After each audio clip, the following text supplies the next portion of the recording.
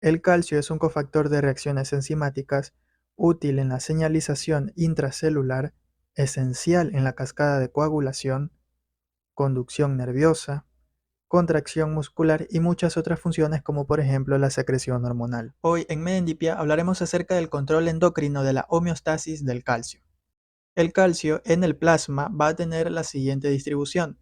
El 45% va a estar unido a proteínas, principalmente la albúmina. El 5% va a unirse a moléculas formando complejos y el 50% va a encontrarse en su forma libre, en forma de calcio iónico. Esta viene a ser la parte fisiológicamente activa. El 99% del calcio junto con el 85% del fosfato van a almacenarse en el hueso. Tanto el calcio como el fosfato van a formar parte de la principal sal mineral del hueso, que es la hidroxiapatita. En el plasma, la concentración de calcio va a oscilar entre 2.2 a 2.6 milimol por litro. El riñón va a ser capaz de filtrar el calcio iónico, no va a filtrar calcio unido a proteínas, ya que va a tener un tamaño demasiado grande como para que esto suceda. Sin embargo, solamente el 2% del calcio filtrado se va a excretar, el resto se reabsorbe. Se recomienda que un adulto sano ingiera 1 gramo de calcio al día, mientras que una mujer embarazada tiene un requerimiento de 1.2 gramos. De este calcio ingerido, del 20 al 75% se absorbe. Hay algunos factores que influyen, como por ejemplo el pH. Un pH ácido facilita la absorción de calcio, además de la presencia de proteínas. Esto y la acción hormonal, de la cual vamos a hablar más adelante. El equilibrio cálcico viene a definirse como el balance entre la absorción de calcio y su excreción. Va a variar en función de la edad. Por ejemplo, los niños van a absorber mucho más calcio debido a sus requerimientos metabólicos. Por lo tanto, su equilibrio cálcico va a ser positivo. En los adultos sanos se iguala absorción y excreción. Y en mujeres posmenopáusicas y ya en personas de mayor edad, el equilibrio cálcico es negativo, ya que comienzan a perder calcio, por ejemplo, debido a una pérdida de la función renal, donde estos mecanismos de reabsorción ya no son tan eficientes. Hormonas de la homeostasis cálcica. Vamos a tener la vitamina D y la paratirina junto con la proteína relacionada con la paratirina como hormonas hipercalcemiantes, mientras que la calcitonina viene a ser hipocalcemiante. Comencemos por describir a la vitamina D. La principal fuente de vitamina D vienen a ser los queratinocitos, donde la molécula 7-deshidrocolesterol va a recibir la estimulación de los rayos ultravioleta para convertirse en vitamina D.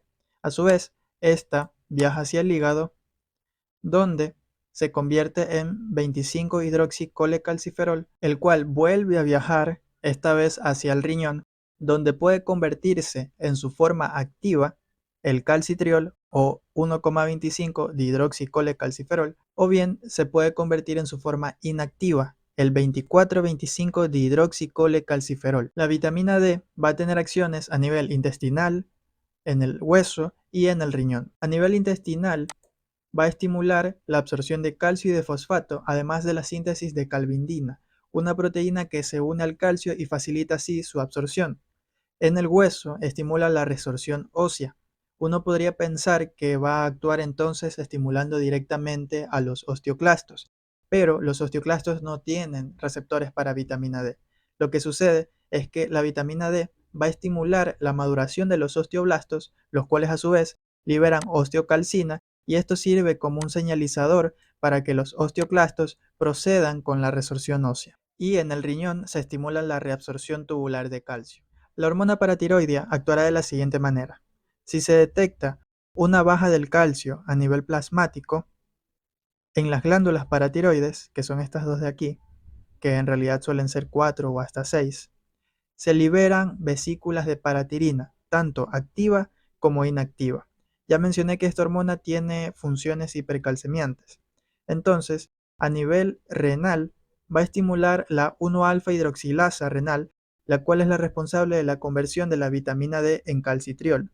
Otras funciones son favorecer la reabsorción tubular de calcio y disminuir la reabsorción tubular de fosfato, mientras que a nivel óseo estimula la resorción ósea. La proteína relacionada con la paratirina evidentemente presenta similitudes con esta hormona, y es que es capaz de unirse a su mismo receptor, además de también ser hipercalcemiante.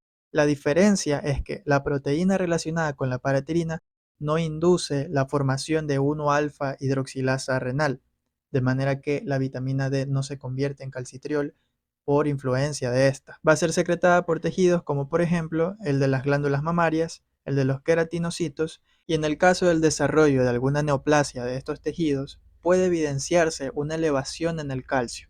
La calcitonina viene a ser una hormona contraria a las anteriormente descritas.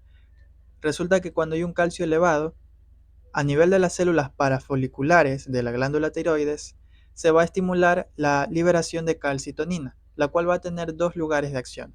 A nivel renal va a estimular la excreción del calcio, mientras que a nivel de los huesos va a actuar en los osteoclastos. Los osteoclastos esta vez sí tienen receptor para la calcitonina, y de esta manera se inhibe la erosión del hueso. Así también se inhibe la liberación del calcio y se consigue la disminución a nivel plasmático. Entrando brevemente en la patología, tenemos el hiperparatiroidismo primario, donde habrá una sobreproducción de hormona paratiroidea, el cual va a tener como consecuencia la hipercalcemia. Esto a su vez va a producir una desmineralización ósea. Esta pérdida de minerales en el hueso va a tener un nombre dependiendo de la edad. Osteomalacia cuando sucede en adultos, raquitismo cuando sucede en niños. Las causas vienen a ser en un 80% adenoma de las glándulas paratiroideas y en un 15% hiperplasia difusa de las glándulas paratiroideas. Estas son las manifestaciones que vienen a darse en el hiperparatiroidismo. Primero, debilidad ósea inesperada debido a la resorción ósea, signos y síntomas de hipercalcemia que ya los voy a detallar, hipercalcemia en el análisis de sangre con niveles disminuidos de fosfato, habrá deshidratación y sed intensa. Tengan en cuenta que si hay mucho calcio en la sangre pueden producirse calcificaciones en distintas partes, por ejemplo a nivel corneal, cardíaco, en el hígado y en el páncreas, en los riñones pueden haber cálculos renales. A nivel del sistema nervioso, una elevación del calcio viene a producir una depresión. Puede evidenciarse confusión mental, cefalea, convulsiones y coma en caso de que sea grave. Los músculos pueden presentar debilidad general, ya que este desequilibrio en el calcio afecta la permeabilidad de las membranas. Como también hay músculo a nivel del tubo digestivo, hay estreñimiento. Y ya que estamos en el tubo digestivo, mencionaremos que hay vómitos, úlcera péptica, dolor abdominal. Tenemos el hiperparatiroidismo secundario. Como posibles causas están la insuficiencia renal crónica, la carencia o mala absorción de vitamina D. Respecto a la insuficiencia renal crónica, razonemos que si hay un fallo a nivel renal, no está teniendo una actividad adecuada, no podemos entonces sintetizar calcitriol.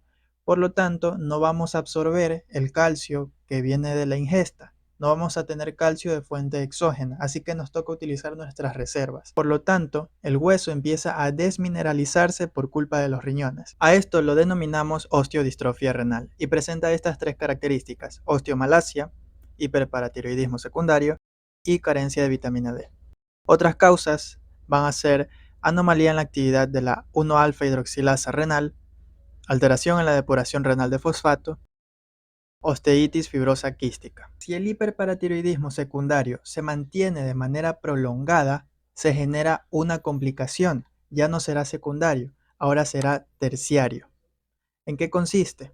Primero, tengamos en cuenta que en un estado sano, la actividad de la hormona paratiroidea cesa cuando ya cumplió lo que quería, que es elevar los niveles del calcio.